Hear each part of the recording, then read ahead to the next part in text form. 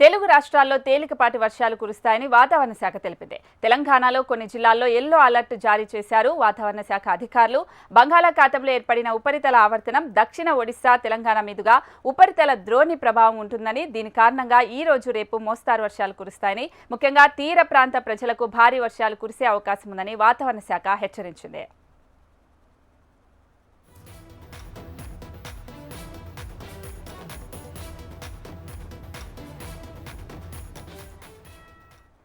Breaking news చూస్తున్నాం. తెలుగు రాష్ట్రాల్లో తేలికపాటి వర్షాలు కురుస్తాయని వాతావరణ శాఖ తెలిపింది.